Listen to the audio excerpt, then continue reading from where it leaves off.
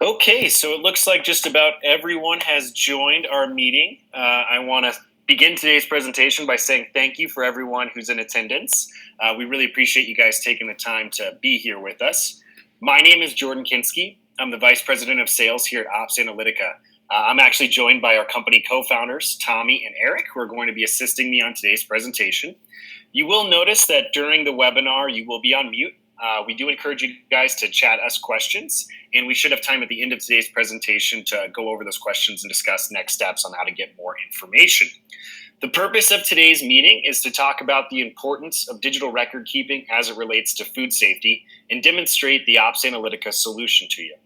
We're going to begin today's presentation by Tommy kicking it off and taking us through some of the important things that are happening in the industry. We'll then give you guys a quick introduction to the Ops Analytica company and our team, and then we'll demo our solution to you guys today. At the end of today's meeting, we'll go over questions that were asked during the presentation and conclude the meeting by talking about next steps about how to get in touch with us. So I will begin by passing it over to Tommy and letting us introduce the topics of today's presentation. Thanks, Jordan. Thank you very much for attending today. So today we're going to be talking about digital record keeping in the restaurant industry. And this is kind of one of those topics that, I think the bottom point really sums it up. This isn't a question of if we're going to have mandated digital record keeping at the restaurant level in the industry. The question is, when is the government going to pull the trigger on mandating it, right? And so this is actually a really important topic because this is coming down the pike pretty quickly here. So for the first couple minutes before we sort of dive in, we're just going to talk about digital record keeping. What is it? Why do we care? Why do we have to do it digitally versus paper? How does it affect me positively and negatively? All that kind of stuff. So let's just define it. What is a record, right? Let's just get to the very basics. And a record is a document that's consciously retained as evidence of an action. So when we're talking digital record keeping in the restaurant industry, what we're really talking about is running restaurant basics 101. Every restaurant, every shift should be doing some very basic things when it comes to food safety, food sanitation, restaurant cleanliness, and ultimately food taste, right?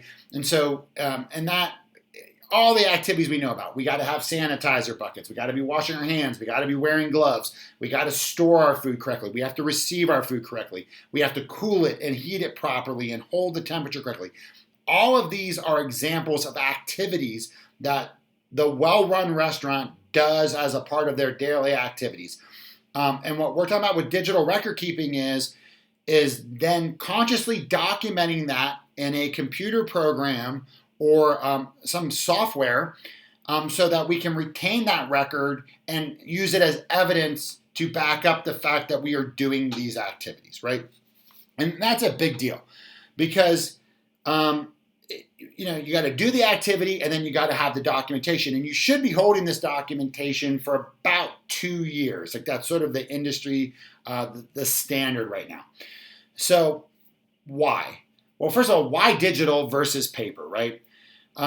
Because the whole industry has run this kind of documentation on paper since the beginning of time.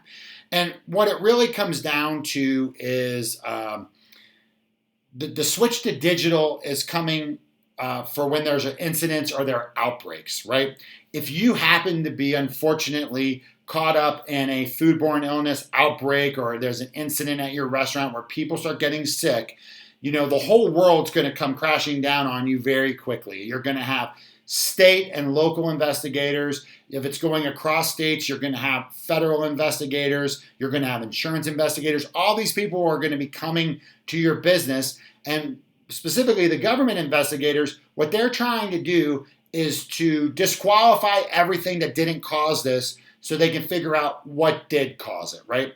And that's really where the digital record keeping comes in, is they want to be able to know what you were doing in your restaurant, and they need to be able to query that data very quickly so that they can figure out what was the cause and what wasn't the cause, right?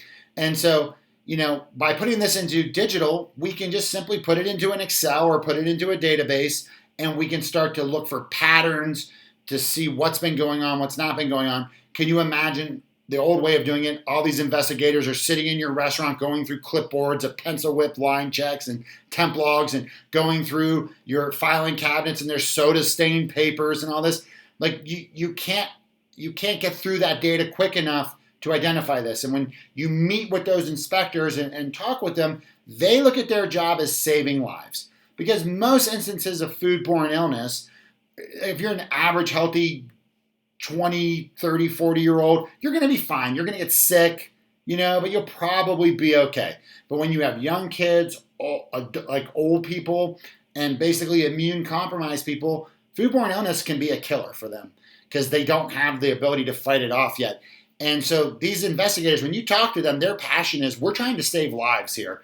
And so they need the ability to get through these records quickly, and that's why the push to digitization. Now, when I think of digital record keeping, I like to think of it as an umbrella policy on my brand. It's a brand protection umbrella policy, which is that, I have an umbrella policy on my house, and there's a 99.9% chance that I will never, ever need that umbrella policy. And with your digital record keeping, if you're running great restaurants and you're running safe restaurants and your supply chain's kind of squared away, there's a 99.9% chance that you may not need this record keeping. But man, oh man, the day that you need that record keeping or you need that insurance policy, you really need it. Because it can be the difference between, being legally liable, criminally liable, losing your company, destroying your brand, going bankrupt, having to pay hundreds of thousands of dollars in fines. I mean, this stuff is your brand protection because it's your proof that you were doing the things that you were supposed to do and that you weren't negligent, because negligence is where they nail you.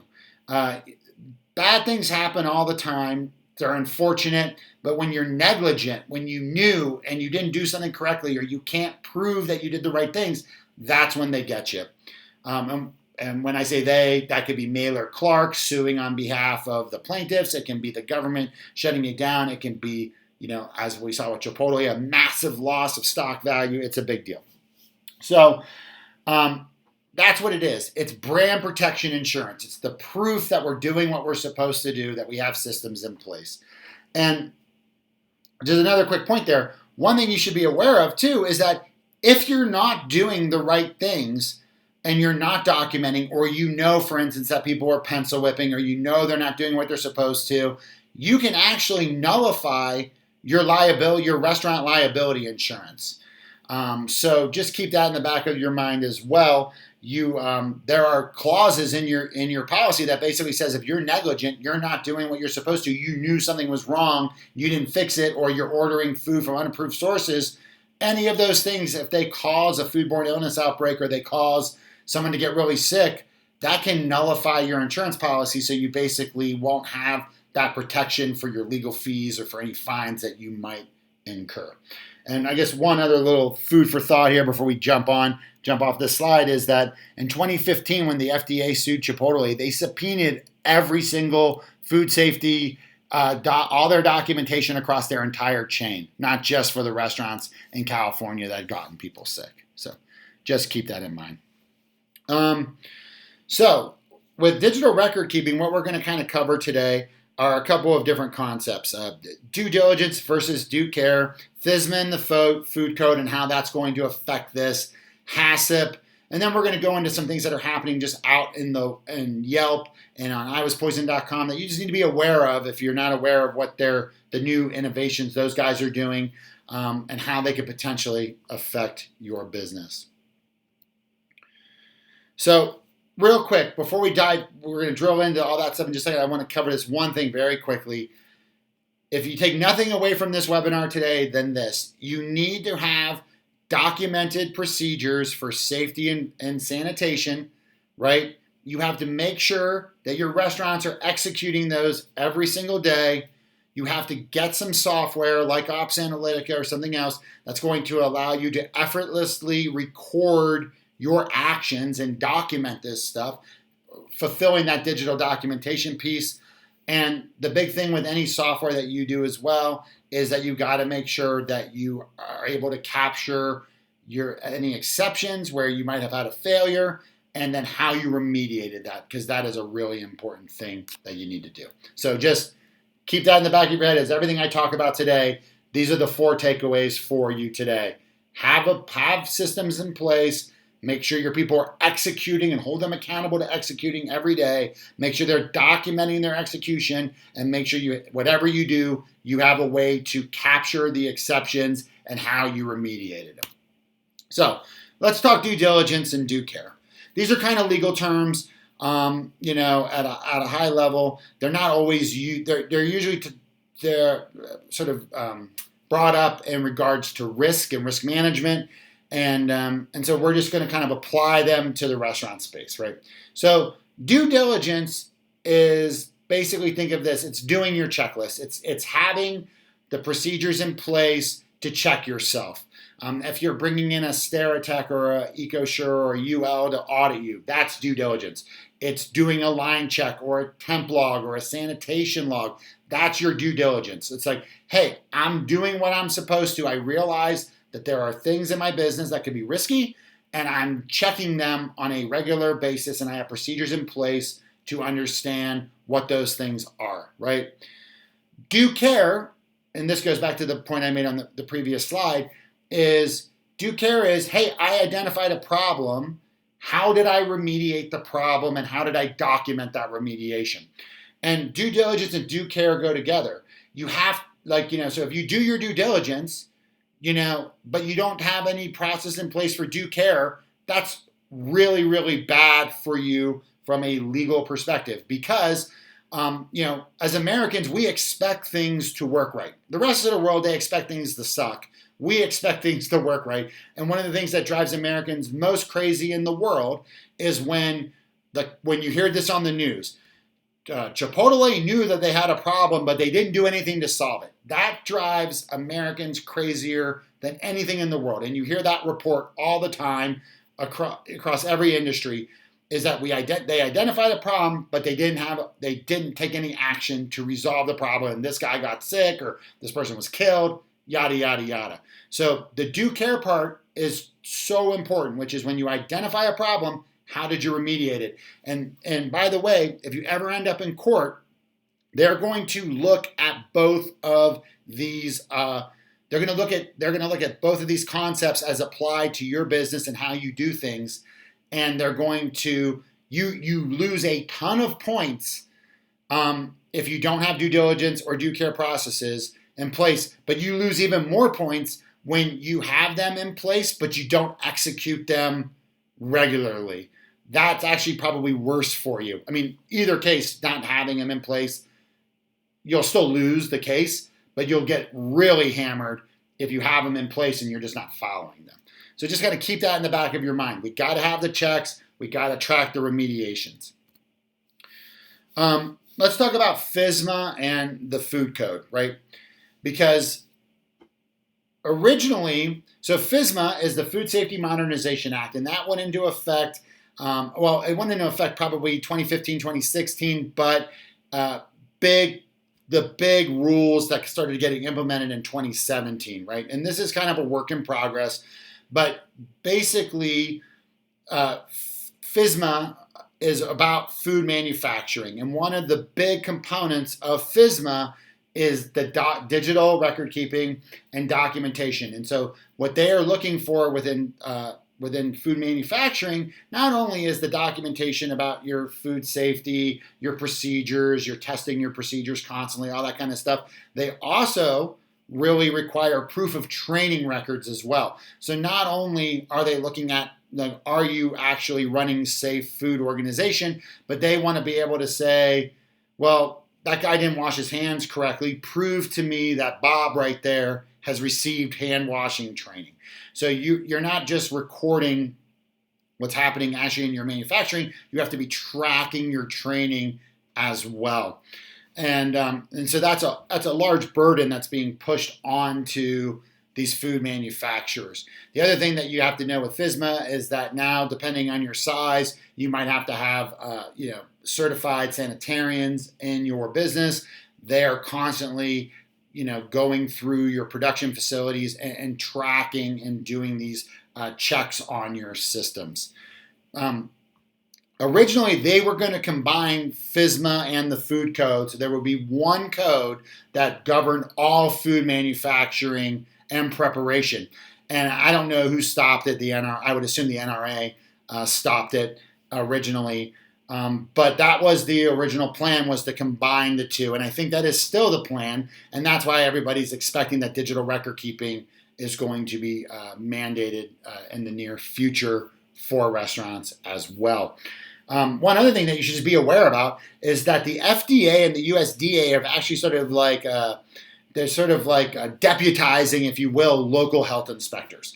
So your local health inspector at your county level may also be working for the FDA or the USDA as well. So just know that if, heaven forbid, and I haven't heard of any instances happening, but it could, where you could have a local health inspector bring federal heat or pressure to your business because they just happened to report up what they saw in your restaurant to not just their local authorities, but to the federal authorities as well.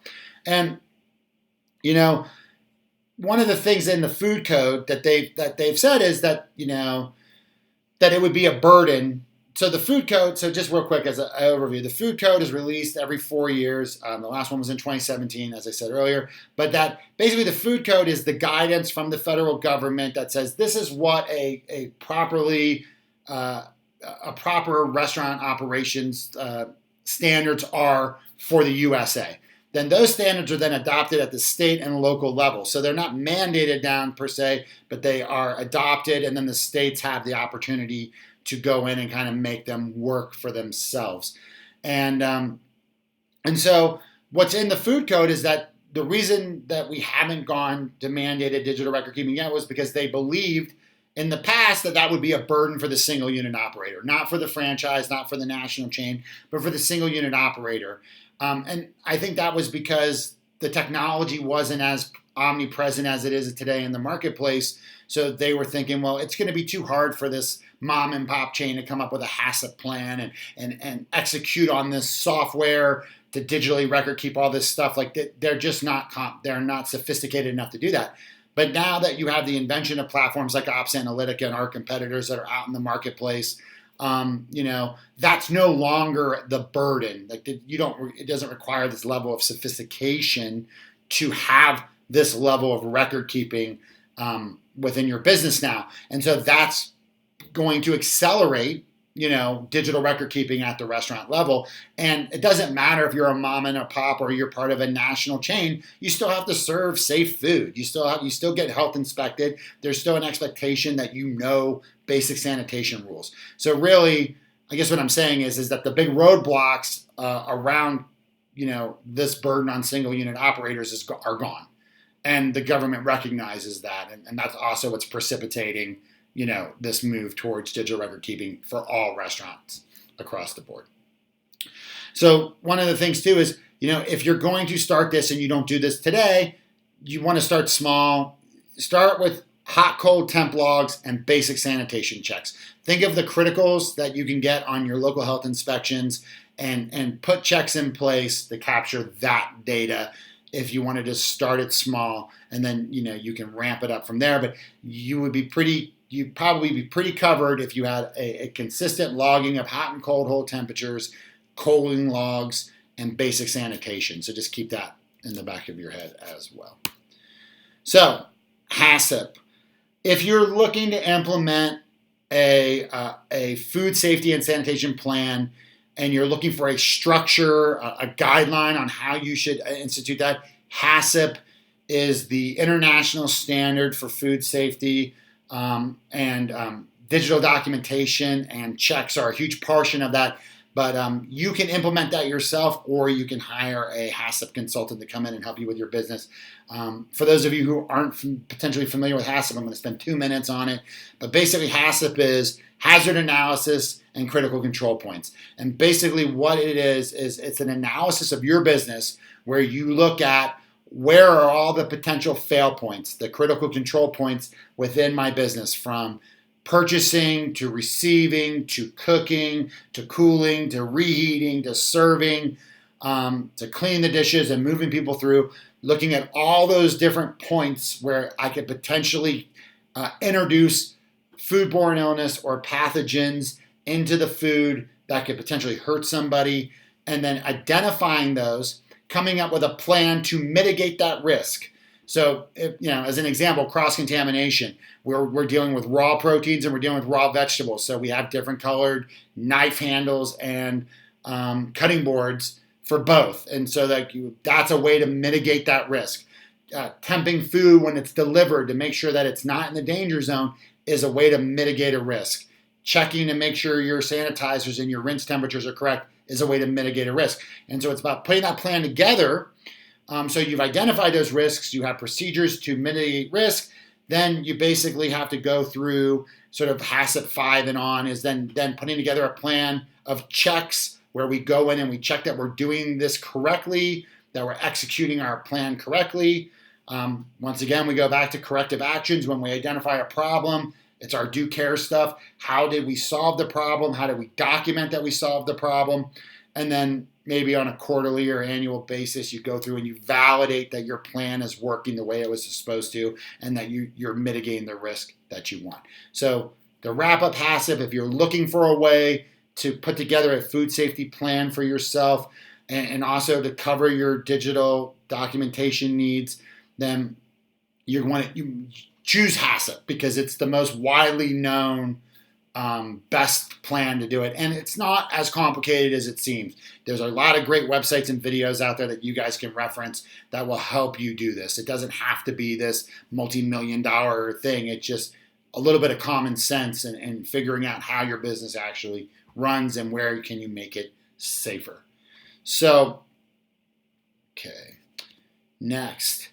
Yelp and health inspection score. So far we've covered the needs of digital documentation, why it's important, sort of your brand protection strategy. We've talked about FSMA and the food code and how that's going to drive this forward and what were the barriers to digital documentation that have gone away. We've talked about HACCP as a great model for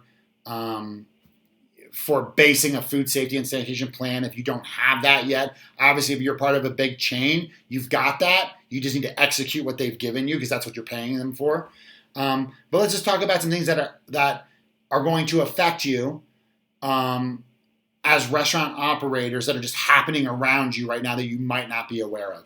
So the big thing is this: Yelp, and you can see it here with the arrow, but Yelp has now partnered with HD Scores, Health Department Scores, and they are posting health department scores on Yelp reviews now.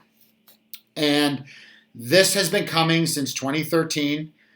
Yelp's been trying to do this. Yelp has actually even sponsored a data type that tried to get health departments to all get their data onto one data type so that all these records are consumable. Because right now they're really run at the county level, and every county is different, and that's what's slowed this down, is that you have 3,300 plus counties in the country all doing their own health inspection, all doing recording it differently using different software. And so it's been very hard to get a nationalized database of this information together. But Yelp has partnered with HD Scores.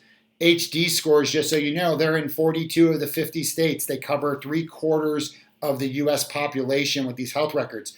If you live in a state, like I live in Colorado, where they do criticals and non-criticals, that doesn't matter anymore. If you don't live in a state with an A, B, C, D grade, doesn't matter, because they're going to normalize this score, and now everybody's going to have an A, B, C, D score on their Yelp review, right? On their Yelp page. So there's never been a more important time for you to to get your sanitation in place, get your digital documentation in place, and make sure your restaurants are really operating well, because that score is going to be on, they plan on having 750,000 restaurants health scores up by the end of the year. I mean, they started with like 350,000 a couple weeks ago, and they're going to have 750,000 restaurants on their system pretty soon here. Yelp gets 15 million searches per month. They are the number one local search engine for restaurants, and they're 25th internet site in the country. And this is interesting. They did a study with Harvard Business School, and they did in the city of San Francisco, and they determined that a low health score resulted in a negative 12% intent to purchase. So if somebody goes on a Yelp review and sees a C, the 12% negative intention to purchase. It lowers their desire to come and eat at your restaurant. So, it used to be we could kind of hide behind some, like, just the fact that these things weren't easy to access and point and, just try to fix them and move on. But now health inspections are that much more important to your business, especially because Yelp's going to be showing it. Another website that you should be aware of if you're not aware of them today is iwaspoisoned.com. Here's a screenshot from just today. iwaspoisoned.com is a website where people can go and report food poisoning on this website. This is actually super important for you guys to know, because there's a couple things going on here. Right now, if you want to report food poisoning to a health department, you have to go see a doctor. Well, most people don't have time or energy, or they don't feel good enough to go see a doctor, but you can't report food poisoning to a doctor without a prescription or a diagnosis. You can't report food poisoning to the health department without a diagnosis from a doctor, and like usually requires a blood test. But iwaspoisoned.com removes that barrier. So they are allowing people to post social media-wise food poisoning incidents. And you can see like the guy's talking about having diarrhea and, got sick. This one thing at the bottom, I know it's small. You can go check it out yourself. He shows his receipt there. So they can go in and post this. What iwaspoisoned.com does is they will actually sell you their data feed if you are a restaurateur and you want to buy their data feed. What they do is they email the health departments every day, and they say, these were the restaurants in your area that had poisoned reports on yesterday. So a lot of areas are using this as sort of let's go in and let's go inspect this restaurant. So they're literally, like, I think LA County is a county where they're now looking at these reports that are getting emailed to them from iwaspoisoned.com, and they're using that to drive their health inspections. This guy is regularly on TV, and he's identified like the last couple Chipotle outbreaks before the local health departments did. And this last Chipotle outbreak in Ohio, this guy was on national news being interviewed about it, and they knew about it before the health department knew about it, which actually kind of irritated the health department. It was kind of funny because the health department was like, you need to be reporting this to us, not a social media site. But they had 700 plus reports of food poisoning coming out of these restaurants in Ohio. So this guy is out there, and they are monitoring this stuff, and they are informing the health departments, which could drive a health inspection at your restaurant. So just to sort of sum up this part of the presentation, sort of to tie it all back together, digitized record keeping of your safety and sanitation procedures is coming. It's guaranteed to come. And you want to address it now before it's mandated. You want to get your pricing locked in now, because once this is mandated, it's going to get very expensive because you have to have it. So just think that through too. Try to get this on your radar and move it up in priority, because we don't know when it's going to get mandated, but we expect in the next 6 to 18 months that could be coming down the pike. You need to have a food safety plan in your restaurants. You have to have procedures. You have to hold your teams accountable to doing them every day, and you have to document those actions, consciously document them, and retain them for at least 2 years. Make sure that you are documenting, that you have a process, or that the software that you choose easily allows you to identify exceptions and move and track those, because that's really a big part of the equation. If you ever get anyone sick, is being able to show that you've identified it and you've fixed it. So I'm going to turn it back over to Jordan. Thank you so much. I hope you guys found this educational. Like we said, please send your questions in via chat, and we'll answer them at the end here. So Jordan, I'm going to switch over to your deck. Let you pop Awesome. up there. Thanks, Tommy. Appreciate you taking us through that. Very eye-opening stuff, and quite honestly, a little scary. But we're going to talk about today how Ops Analytica will help you guys take control. So we're the #1 shift readiness platform in the industry, and shift readiness is a term that we coined ourselves. And essentially, it's the idea that we want to help all of our customers be as prepared as possible to maximize each meal period every single day. Our company's been in business for about 3 years, and we have 3,000 live locations currently utilizing our software. What's interesting about our growth is that it's all organic. We don't require a contract for our customers, so all 3,000 locations who are using our service today are receiving benefit from the service. We don't invest money into marketing, so all of this growth is organic and has really just spread kind of through word of mouth through the customers utilizing our tool. What's really interesting about our story is that this service or this software was created out of necessity. Tommy, who was just speaking, actually led the franchise assistance program at Quiznos several years back. This was during kind of a tough time for them as a company, and Tommy was trying to help a lot of these franchisees stay afloat and keep their businesses running. One thing that he was noticing was that a lot of these operators, as times got more stressful, were neglecting all of the little things that go into running great restaurants, and Tommy wanted to help. Quickly doing research, he realized that there was no solution like the Ops Analytica platform available. So he learned how to code and developed it on his own several years ago. It soon was adopted company-wide, and Tommy was now leading the RSC operations at Quiznos, and they use the software to report on 4,000 daily inspections for all the restaurants every day.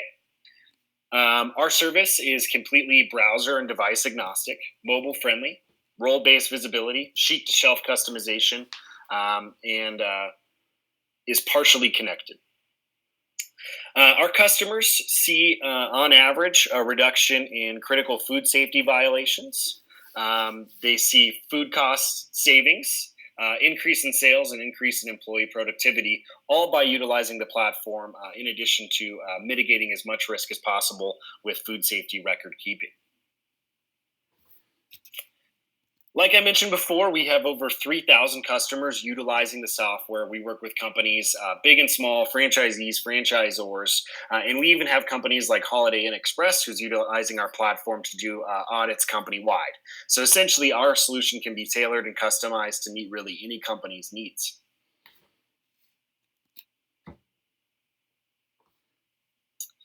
So before I pass things back over to Tommy, what you're looking at here is basically all of the elements that the Ops Analytica solution can help benefit your restaurants today by implementing this program.